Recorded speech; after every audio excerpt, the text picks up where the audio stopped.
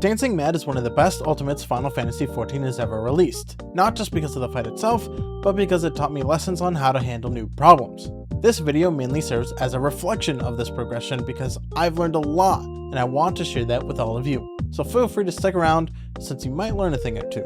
Now, of course I'm going to talk about some TOS friendly tools and methods, but first and foremost, I think the biggest takeaway from this progression for me is perspective.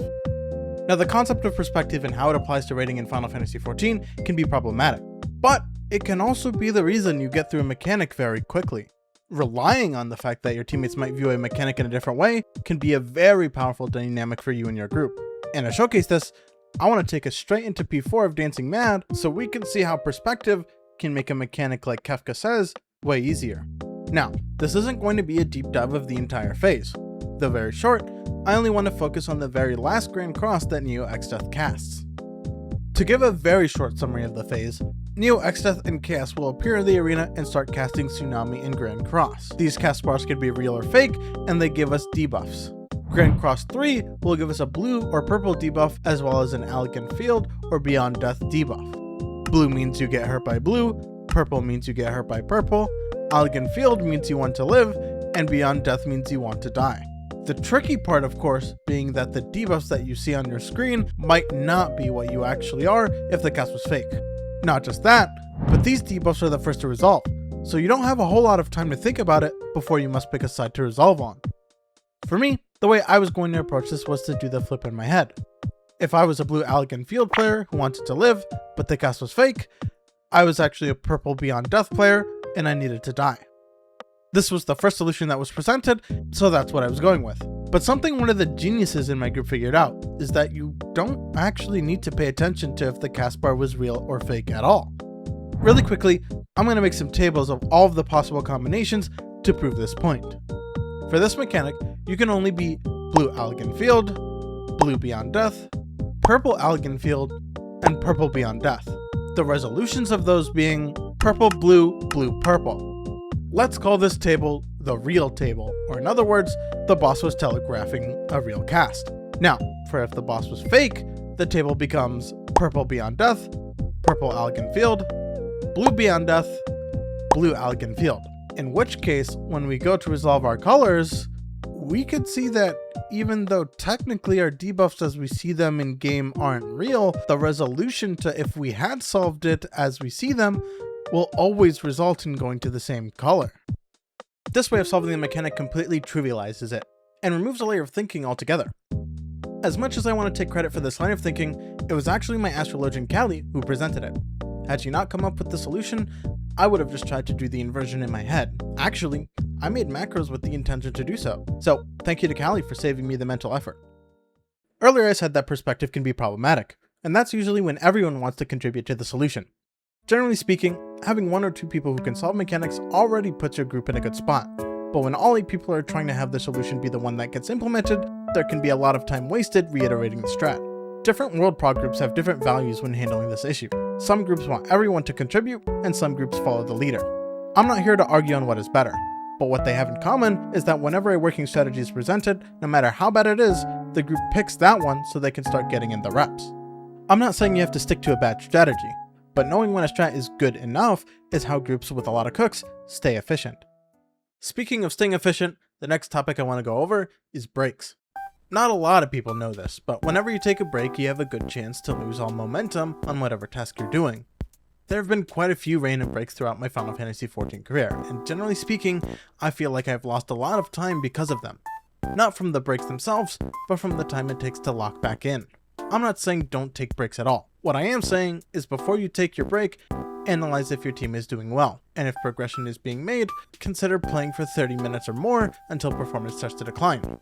That said, there will always be bathroom breaks and random emergencies that pop up. Since this is unavoidable, the best thing you could do is either remain focused as you can be, or take a small break since that person is gone anyway. Next up on our list is Shotcalling. Now when it comes to Shotcalling, I'm of the opinion that there are good shot callers and bad shot callers. Good shot callers carry groups, there's no question about that.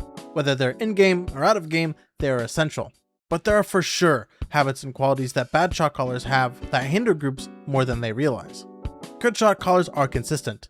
they give you good calls every pull, and they don't wipe the party because of the extra mental load. There are a lot of times where I see players offered a shot call, but the extra effort and communication causes them to be less focused on personal execution. Just to be clear, I don't expect my shot caller to be the equivalent of CACbot, but when there's a clear decline in performance, that's when having that specific person be the shot caller has diminishing returns. I mean, on one hand, these players are eager to provide value to the team and are confident in their abilities to multitask. But on the other hand, if it turns out the mental load is a little bit too much to handle, mistakes are bound to happen. This in and of itself isn't exactly the problem. Sometimes these players will have too much pride and they won't want to delegate some calls or drop them at all. Instead, that player is more concerned with being the designated shot caller over actually being useful. During my progression, we had an instance where our primary shot caller was making mistakes because they had too much on their plate. When I took notice of this, I asked if I could do the shot calls for that phase, as I was confident in my ability to do so, and they said, okay. Because of this, our ability as a group in getting through Forsaken became more consistent. I didn't ask to shot call that phase because I thought I was better.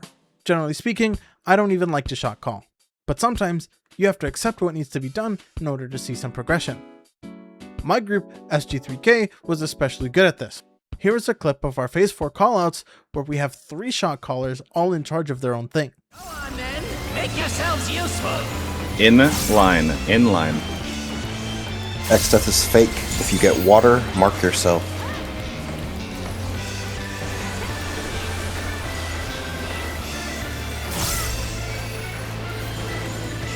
In line. X-Death is fake. If you get water, mark yourself. All motion.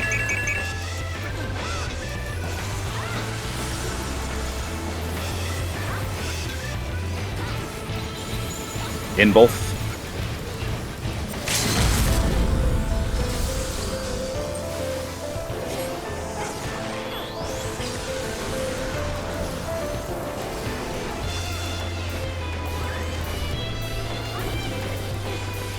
Look at your marker.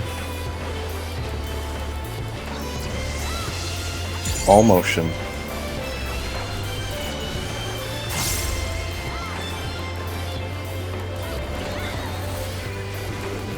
Gaze in, look in. Look in. Party middle. Stay in. Stay in. Stay in. Go. In cleave. Gaze in, look in. Look in. Party middle. Stay in. Stand in everything. Stay in. Stand in everything. Stay in. Boss is dead. Kill it, maybe kill it. Kill him, maybe. Kill him, maybe. Right. As you could probably imagine, having one person shot call that entire phase is incredibly difficult, as there's so much to remember. So we opted to divide the calls, and we get through this phase with no issues. This is extremely underrated, and I don't see this often enough. What I do see a lot of, on the other hand, is players making use of in-game features. Macros are something that have been in the game for a very long time, and recently, with the addition of M12S Phase 2 and Kefka, the use of macros have increased a ton. Macros have helped me significantly with this ultimate, but I value visual clarity if I'm going to use them. For me, it's very inefficient to press a button on one side of my screen and then look at the other side to read what it says. Furthermore, looking at my chat box causes me to look away from the center of my screen, which, as you might guess, is where most things are happening. What I like to do with my echo macros is have them separated in its own window. This allows you to drag just that window anywhere on your screen. This is great for a few reasons. Reason number one is that now all of the information you need is close together and you don't risk messing up a mechanic because you were looking somewhere else. Reason number two is sometimes people like to do callouts in chat, and this prevents their messages from messing up your macro. Additionally, you can actually change the color of each channel, so emphasizing text is easier. For me, the color yellow is really easy for me to spot, so that's what I opted to use. Some of you might have noticed from the Phase 4 clip that my motion macro had a sound. All motion. And that's because for me, my brain remembers sounds really well. Because we can put sounds in echo macros, I opted to use 2 different sounds for motion and stillness. This is because sometimes I'm too focused on what's going on to see my text. So because I know my brain remembers sounds, I use them. This kind of ties back to perspective and understanding how we learn. My astrologian came to the conclusion of reading your debuffs as they are for Grand Cross because they made the table to help them understand the mechanic better. Me personally, I'm not someone who makes tables. Either way, both of us used methods which allow us to store and recall information in ways that are efficient for us. As much as our teammates try to help and explain mechanics, they cannot understand the mechanics for us. So it is up to us to translate that solution in ways we find naturally intuitive. During our progression, there were some instances of explanations that made sense for me, but I knew execution based on those thought processes was going to be a struggle for me. In those cases, I made a diagram for myself to follow that I just put on my screen. Final Fantasy XIV recently added strategy boards, and while they're great, I just have more practice with websites like raidplan.com, so I used a program called PureRef. Originally a program so that artists can put references on their screen for drawing, I use this program so that I can put diagrams that I've made on my screen so I can look at them on one monitor. It's essentially the same functionality to a strategy board, but with this method, I have a lot more freedom with my diagrams. The best part is, while technically a third-party tool, it does not interact with the game at all. So if you call this cheating, I don't know what to tell you. Obviously, there are way more things that contributed to my group's success, but for the sake of not making an hour-long video, these are the key takeaways. It's all about perspective, breaking conservatively, delegating responsibilities, especially when shot calling, and translating information to what makes sense for you. A lot of the times the difference between progging fast and progging slow can be because of small changes or methods that we can implement in no time. Other times it takes us learning the hard way on how things could have been done better. Either way, progression only comes a few times a year, and the most important part is that you enjoy it as much as you can.